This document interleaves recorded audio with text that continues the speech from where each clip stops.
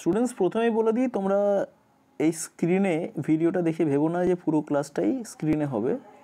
আমি ফিজিক্যালি এসে তোমাদের এখনই ব্যাপারটাকে ভালো করে বোঝাবো। আমরা আগে দেখে নিচ্ছি আগে যে কী পড়তে হবে আমাদের।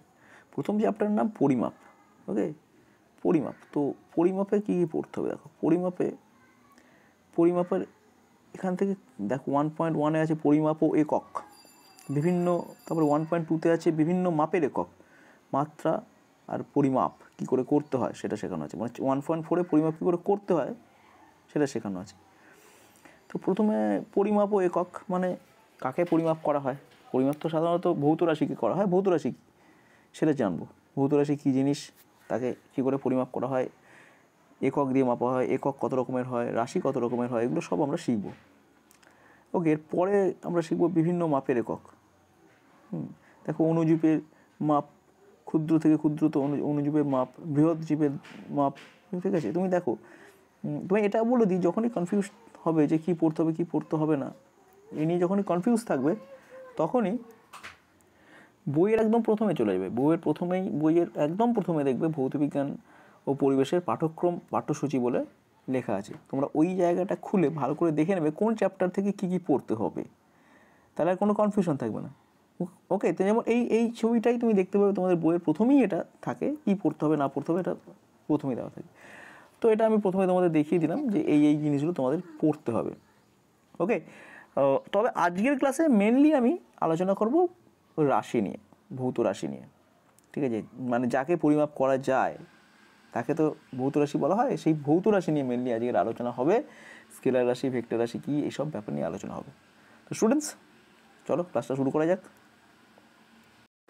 স্টুডেন্টস, আমরা বুঝবো যে ফিজিক্যাল কোয়ান্টিটি বা ভৌত রাশি কাকে বলে। এখন পরিমাপযোগ্য সমস্ত বিষয়, পরিমাপযোগ্য সমস্ত প্রাকৃতিক বিষয়, এদেরকে রাশি বলে।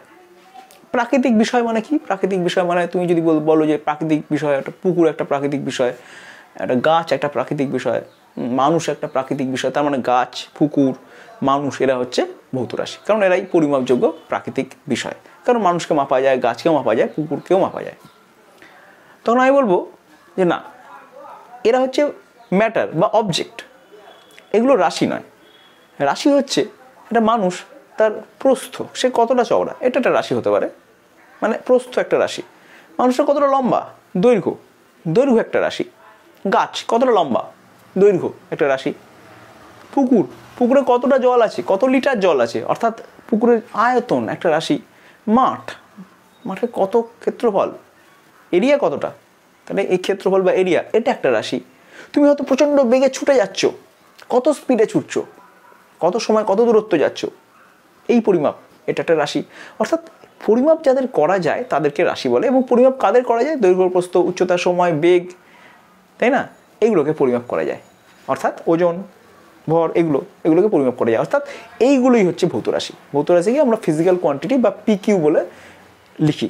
ঠিক আছে, তো পিকিউ কথাটা মনে রাখবো, কারণ পরবর্তীকালে তোমরা যখন সায়েন্স নিয়ে পড়বে তখন স্যারেরা হয়তো প্রথম থেকে পিকিউ বলবে। পিকিউ মানে বুঝতে হবে ফিজিক্যাল কোয়ান্টিটি, ভয় পাওয়ার কোনো কারণ নেই। এই ফিজিক্যাল কোয়ান্টিটি না বা ভৌত রাশি দু রকমের হয়, বুঝলে? ভৌত রাশি দু রকমের হয়। কেন স্যার দু রকমের কেন, কী ব্যাপার আছে এর মধ্যে? দেখো, কিছু কিছু রাশি এমন, ধরো ফোর্স বা বল, যখন কারো উপর বল প্রয়োগ করা হবে, ধরো এই বস্তুটা রয়েছে, এই বস্তুটার উপর বল প্রয়োগ করছি, ঠিক আছে, আমি ধরো এইভাবে বল প্রয়োগ করছি, এদিকে ঘুরে যাচ্ছে, ঠিক আছে, ঘুরছে তো। আবার যদি এইদিকেই আমি যদি এইদিকে বল প্রয়োগ করি, তাহলে বস্তুটা এইদিকে ঘুরছে। দেখো, একই বল প্রয়োগ করলাম, বস্তুর একরকম রোটেশন হচ্ছে, একরকমভাবে ঘুরছে, বুঝতে পারছো? আবার দেখো, এদিকেও একটা বল প্রয়োগ করছি, এদিকেও একটা বল প্রয়োগ করছি, দুদিকেই বল প্রয়োগ করছি, বস্তু কিছুই হচ্ছে না। আমি কিন্তু এদিকেও বল প্রয়োগ করছি, এদিকেও বল প্রয়োগ করছি, আবার এদিকেও বল প্রয়োগ করছি, বস্তুটা দেখো এখানেই রয়ে গেছে। দুদিকে বল প্রয়োগ করছি, বস্তুর কোনো দিকেই যাচ্ছে না। একদিকে বল প্রয়োগ করলে বস্তুর দিকে চলে যেত। তাহলে এই বল আর এই বল দুটো যোগ করলে উত্তর কত আসছে? এই বল যোগ করলে উত্তর কত আসছে? উত্তর আসছে 0, কারণ এই বলের কোনো ফল পাচ্ছি না, আমি রেজাল্ট পাচ্ছি না, কিছু পাচ্ছি। তাহলে দেখো, বল এমন একটা রাশি যার রেজাল্ট বার করতে গেলে মাঝে মাঝে বিয়োগও করে ফেলতে হয়। মানে এটা ধরো 5 নিউটন বা বল মাপার একক 5 একক বল প্রয়োগ করেছি, এদিকে ধরো এদিকেও ধরো 5 একক বল করেছি, আলটিমেটলি কত একক বল করলাম? 0 একক বল প্রয়োগ করলাম। আবার যদি এখন এই দিকে রেখে আমি যদি দুদিক এইভাবে 5 একক বল এইভাবে ঘুষি মারতাম, এটাকে একসাথে 5 একক ঘুষি যদি মাপতাম, 5 ইউনিট ঘুষি 5 ইউনিট ঘুষি একই দিকে, তাহলে দ্রুম করে এইটা কিন্তু ছিটকে চলে যেত। তখন এর মধ্যে কিন্তু লব্ধ একটা ফোর্স আসতো, বুঝা যাচ্ছে? তাহলে বলের ব্যাপারটা কিরকম দেখলে, তুমি ঘুষি দুদিকে দুটো ঘুষি একই দিকে মারছো একরকম রেজাল্ট পাচ্ছ, দুটো ঘুষি বিপরীত দিক থেকে মারছো আর একরকম রেজাল্ট পাচ্ছ। তার মানে কি, বল একটা রাশি, কিন্তু বল কোন দিক থেকে বল প্রয়োগ করা হচ্ছে তার উপর ডিপেন্ড করছে যে এর রেজাল্ট কী হবে, বোঝা গেল? কিন্তু এমনও রাশি আছে যাদের ক্ষেত্রে রেজাল্ট কোনো ম্যাটার করে না। ধর আমি পড়াচ্ছি, এখন 3 মিনিট 49 সেকেন্ড হলো, ঠিক আছে? এরপরে আমি যদি নেচেও পড়াই, আরও যদি 2 মিনিট পড়াই, তাহলে 5 মিনিট 59 সেকেন্ডই হবে, বুঝতে পারলে? কিছু যদি না পড়ি আমি দাঁড়িয়ে থাকি, তাহলেও সময় অতিবাহিত হবে, সময়টা জাস্ট যোগ হবে। অর্থাৎ আমি যেমন করেই পড়াই না কেন, সময় কিন্তু যোগ হতেই থাকবে, সময় কিন্তু যোগ হতেই থাকবে। সময় কিন্তু বলের মতো যোগ হলো না, ডিরেকশন মানে সময়ের মধ্যে ডিরেকশন হয় না, সময় একদিকে খালি বেড়ে চলে, কার কোনো ডিরেকশন নেই, ডিরেকশনের উপর ডিপেন্ড করে না, সময়ের যোগফল ডিরেকশনের উপর ডিপেন্ড করে না, ক্লিয়ার? বা একটা ধরো 1 কেজি, এখানে 1 কেজি বাজার, এই 1 কেজি বাজারের উপর আমি আবার 1 কেজি বাজার রাখলাম, তাহলে 2 কেজি বাজার হবে, ঠিক আছে? তার উপর একটা বাজার রাখলাম, 3 কেজি বাজার হবে। এবার বাজারগুলোকে যদি মাথার উপর না রেখে যদি শুয়ে রাখি পরপর ভেবে, তাহলে কিন্তু 3 কেজি বাজারই হবে। অর্থাৎ যেমন করেই আমি ওরিয়েন্ট করি না কেন ওই ফিজিক্যাল কোয়ান্টিটিগুলোকে, এই ফিজিক্যাল কোয়ান্টিটিগুলো যেমন করে ওরিয়েন্ট করি না কেন, উত্তর সেই ভাই একই আসছে। অর্থাৎ এদের ওরিয়েন্টেশনের উপরে কোনোভাবেই তাদের লব্ধিটা নির্ভর করছে না, ঠিক আছে? তাহলে এরকমও রাশি আছে যাদের ওরিয়েন্টেশনের উপর লব্ধি নির্ভর করে না, অর্থাৎ কি রেজাল্ট কী হবে সেটাও কোন দিক থেকে আসছে তার উপর নির্ভরই করে না। আবার এমনও রাশি আছে যাদের রেজাল্ট কী হবে, কোন দিক থেকে রাশিগুলো আসছে, কোন দিক থেকে প্রয়োগ হচ্ছে তার উপর নির্ভর করে, হয়ে যাচ্ছে। এই জন্যই এই ফিজিক্যাল কোয়ান্টিটিগুলোকে দুটো ভাগে ভাগ করা হয়েছে। কি? একটা হচ্ছে স্কেলার রাশি, একটা হচ্ছে ভেক্টর রাশি। স্কেলার অ্যান্ড ভেক্টর, এই দুটো পার্ট। স্কেলার হচ্ছে সেইগুলো যেগুলো মোটামুটি তোমরা সকলেই চেনো, যাদের সহজেই যোগ করা যায়, কোনো ঝামেলা নেই যোগ করতে, ঠিক আছে? 1 কেজি ভর আর 1 কেজি ভর এলো ভাই 2 কেজি ভর, সেটা কোন দিক থেকে এলো, কীভাবে এলো, ডিগবাজি খেতে খেতে এলো না নাচতে নাচতে এলো, যেমনই হোক ভাই 1 কেজি যোগ করলে 2 কেজি হবে, ঠিক আছে? তাহলে এই ধরনের রাশিগুলো হচ্ছে স্কেলার রাশি, যাদের ভাই যোগ করার সময় কোনো ঝামেলা নেই, ভাই সিম্পল যোগ হয়ে যাবে, কোনো ডিরেকশনের কোনো গল্প নেই। এখন যদি বলি 1 ইউনিট বল, কারণ বলের একক ইউনিট বলবোই কারণ তুমি ক্লাস 8 পড়ে ফেলেছো অলরেডি, বলের একক কি? নিউটন, তাই না? তাহলে 1 নিউটন বল যোগ করলে কি হয়? উত্তরে যে ভাই অনেক কিছু হয়, 1 নিউটন বল যোগ করলে বহু কিছু হয়। 2 নিউটন হতে পারে, আবার 0ও হতে পারে, √2ও হতে পারে, অনেক কিছু হতে পারে। 0 এবং 2 এর মধ্যে যতগুলো ভ্যালু আছে, 1 নিউটন আর 1 নিউটন যোগ করলে মিনিমাম 0 হতে পারে আর ম্যাক্সিমাম 2 হতে পারে। যদি একই দিকে প্রয়োগ হয় তাহলে 1 নিউটন যোগ করলে 2 হবে, আর যদি অপোজিট দিকে প্রয়োগ হয় তাহলে 1 নিউটন যোগ করলে 0 হয়ে যাবে। তাহলে 1 নিউটন যদি যোগ করা যায় 0 হতে পারে 2 হতে পারে, মিনিমাম 0 হবে, ম্যাক্সিমাম 2 হবে। 0 আর 2 এর মধ্যে যত ভ্যালু আছে প্রত্যেকটা ভ্যালুই কিন্তু 1 নিউটন যোগ করলে আমি পেতে পারি।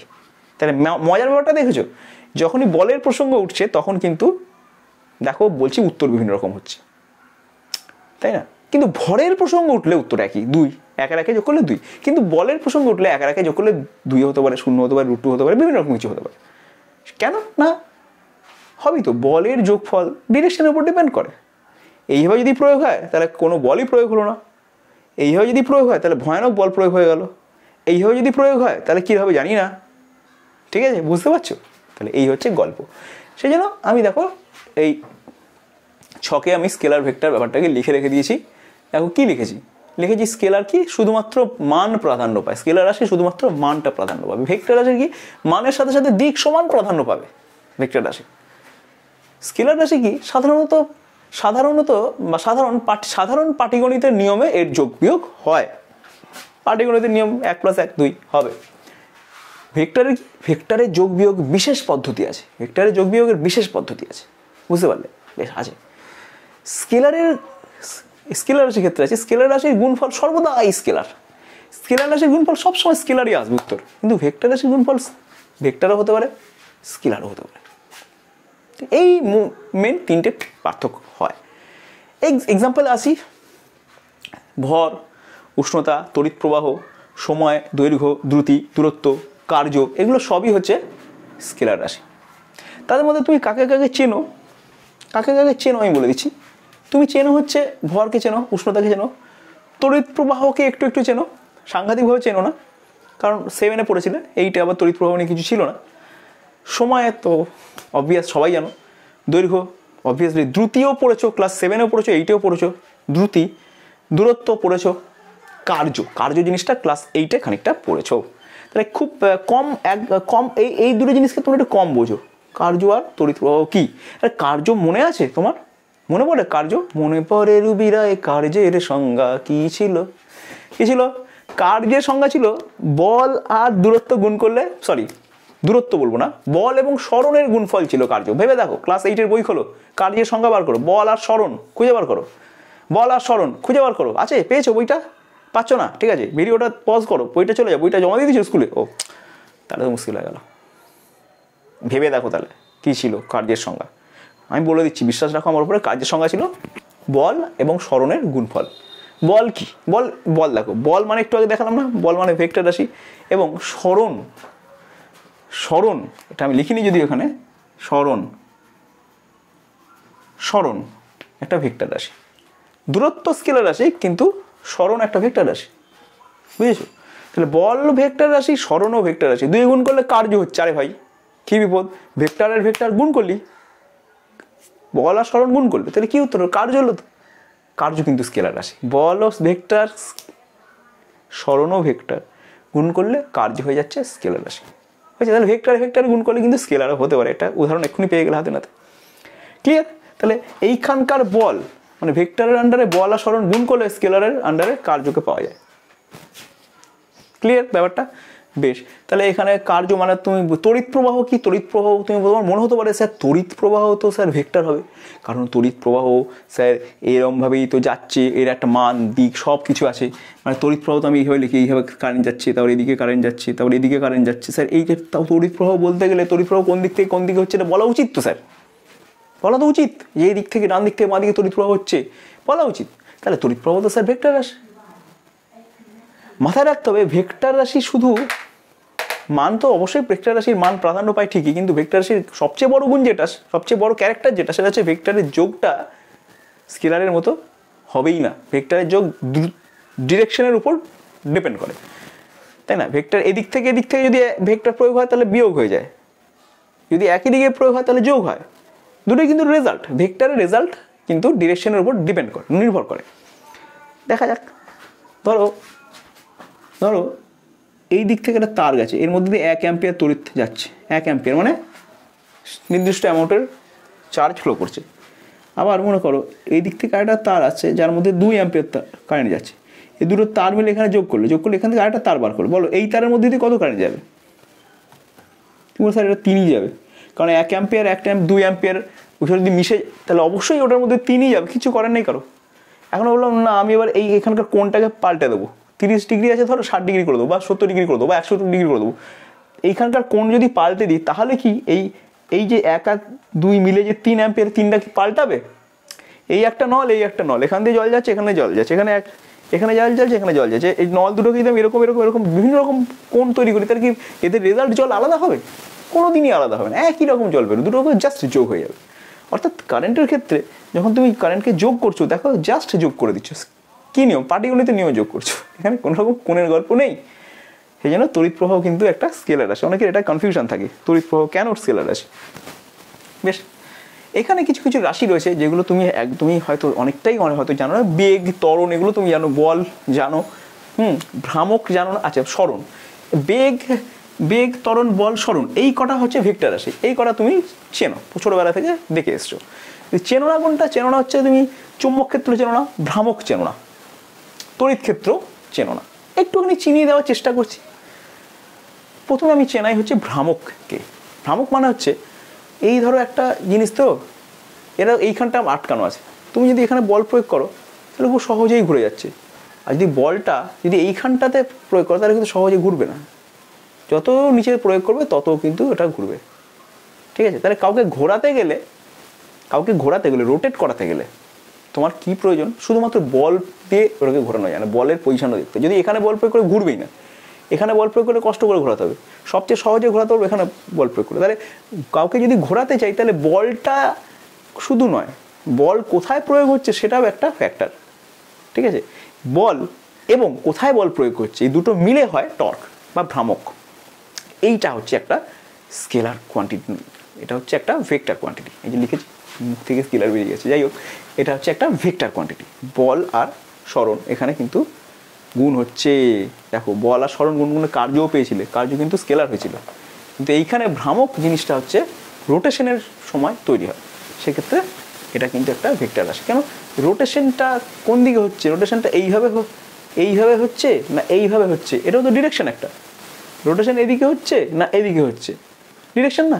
তার মানে কি রোটেশন যখন তৈরি হচ্ছে, বল এবং বল কোথায় প্রয়োগ হচ্ছে দুটো মিলে রোটেশন করছে এবং রোটেশনের একটা দিক আছে, সেই জন্য এই ভ্রামক বা টর্ক একটা কিন্তু ভেক্টর রাশির আন্ডারে আসে, ঠিক আছে?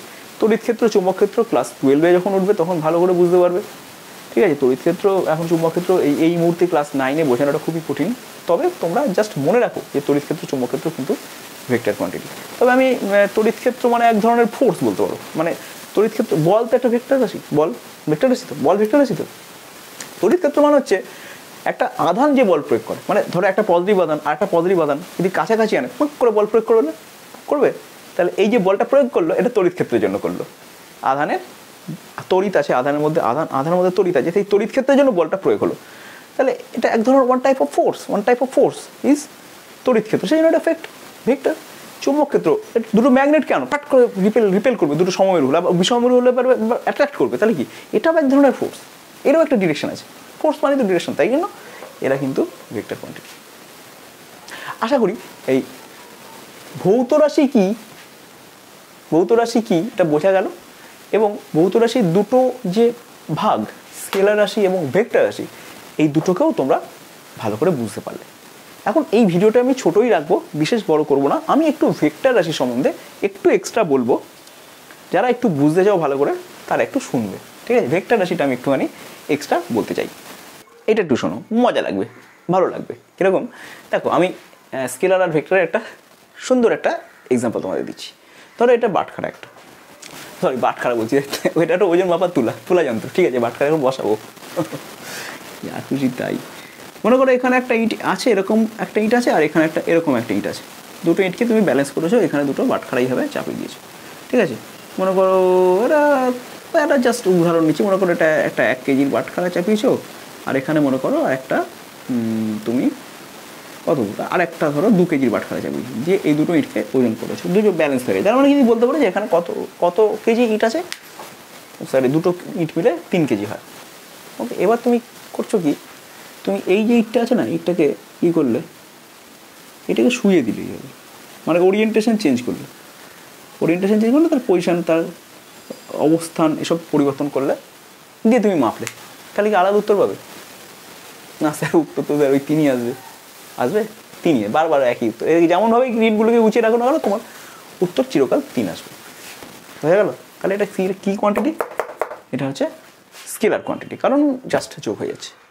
এইবারে তুমি হলো এটা একটা ক্যারাম বোর্ডের গুটিকে একই স্ট্রাইকার, দুটো আলাদা আলাদা স্ট্রাইকার নিয়ে দুজন একই দিক থেকে মেরেছে, তুমি তোমার বন্ধু একই দিক থেকে ঠাস করে মেরেছো স্ট্রাইকার দিয়ে, ক্যারাম বোর্ডের গুটির উপর প্যারালালভাবে 5 মিনিটের বল প্রয়োগ হয়ে গেছে ধাম করে, তাহলে ক্যারাম বোর্ডের গুটির উপর কত বল কাজ করলো, কত ফোর্স কাজ করলো বলো?